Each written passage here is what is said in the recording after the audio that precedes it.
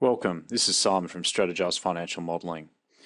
I'm going to present you with an output worksheet today, which is underlying financial model errors, and which will help to better depict and illustrate, as per my article, output errors plaguing your company's financial model. I'm at the front of the financial model now, and I'm going to take you to the table of contents.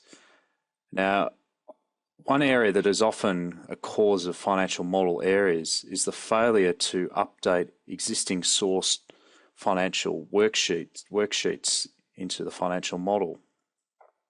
I know for a fact that, as per my table of contents, if you look at 3.1a, financial statements 2010 actuals, I was actually amending the worksheet which feeds into this model. So to be on the safe side and to ensure that my values are up to date, I'm going to double click on the worksheet.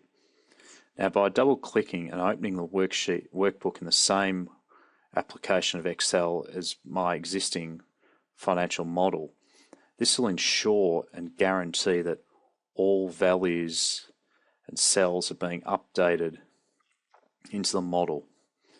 So now that I've done that, as you can see, I still have my 3 errors. Now, as per my article, another causer of financial model errors is for the user to fail to check that the auto calculation in their options area is actually set to automatic.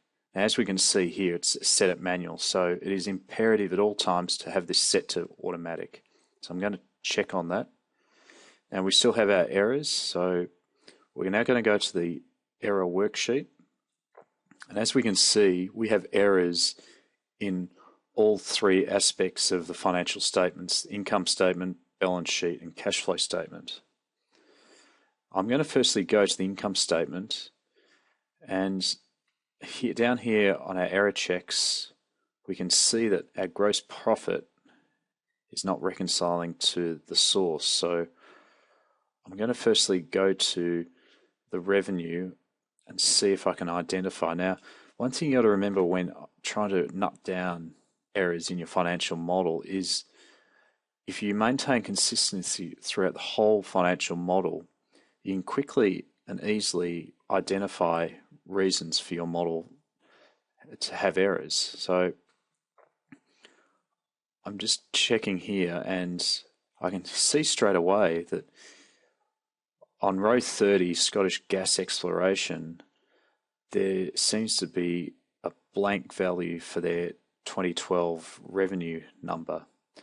Now, one thing about the best practice financial modelling is you want to maintain a very disciplined approach to your modelling. That is, for example, for 2010, which is our first financial year, we want to make sure that we have 2010's financial numbers in the columns of each of our respective worksheets. So I'm going to check on Scottish gas exploration and click through to their translated worksheet, because remember, we had to translate their financials from pounds to Canadian dollars, and we can see straight away that this is the cause of our error. Instead of picking up 2010's financial number for their revenue, we're actually picking up 2011. So that's quite an easy thing to rectify. So I'm going to obviously change the K to J. I'm going to drag that across, and that will rectify that error. Now, I'm just checking, we still have errors in this.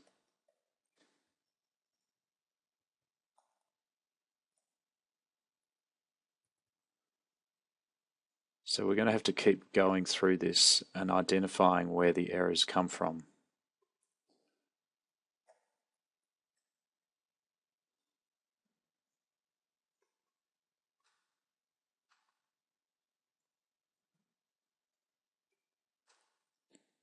I'm going to go to the cash flow statement because I'm having trouble identifying where these errors have appeared. So we know that our operating cash flow is wrong, so I'm going to look through here, and as I discussed, here we go.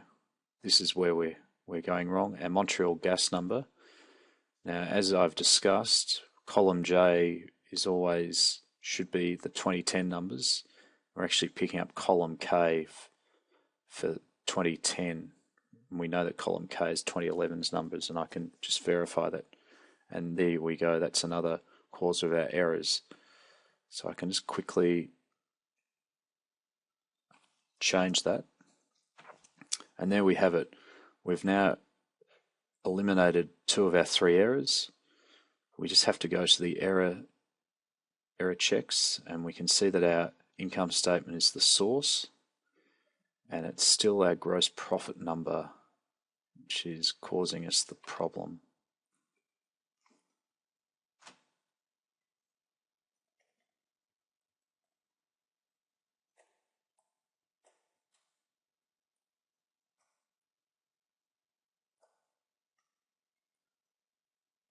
So that is the problem there. As we can see for California gas, one thing, as I discussed, is that you've got to be very vigilant.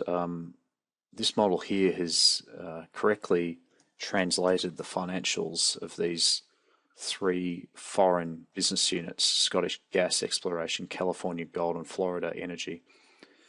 But it's often overlooked by companies where they accidentally consolidate source financial statements in the wrong currency. Now, the problem we have here is evidently that we're picking up California Gold source financial number in US dollars. Now, as we know, we need to translate into Canadian dollars. Now, as we can see, we've done that correctly in 2011 and 2012. However, we just need to simply rectify this, and we have now solved that problem. However, we still have errors in our income statement. And as we can see, the beauty of a best practice financial model like this is that it's imperative to have detailed error checks such as this. Now, I know straight away, having rectified that error with the revenue area of our income statement, is that we still have an error, and I can tell straight away under net profit after tax that it's obviously our tax calculation that is causing us the problem. Now, straight away, voila, this is the problem. It is Scottish Gas's gas exploration. We're picking up column I rather than column J. And hopefully by changing that cell, okay, I just need to drag it across because column, our 2011 is actually picking up the 2010 number. And then we have it, we've fixed all the errors in our best practice financial model. One thing I want to note is that, as per my article, it is important to centralize all data inputting to a central source, such as your assumptions worksheets. Now here I've specified, obviously our start date is the 1st of July 29, and I've placed the business unit names, which I can seamlessly change if needs be. Now, instead of manually inputting the business unit names across the whole financial model, I do it here in this one central source, and I have my defined names here. So this will help to eliminate any unnecessary error and miscalculation. Another important aspect of centralizing your assumptions is, for example, with the foreign currency translation, is that instead of hard coding the numbers ad hoc across your financial statement, if you maintain a central source, such as what I've done here with converting from pounds to Canadian dollars and US dollars to Canadian dollars, this will help to maintain model consistency and achieve best practice financial modeling. So there we have it, an example of a best practice financial model helping your company eliminating unnecessary and unwanted output errors in its financial model. Thank you.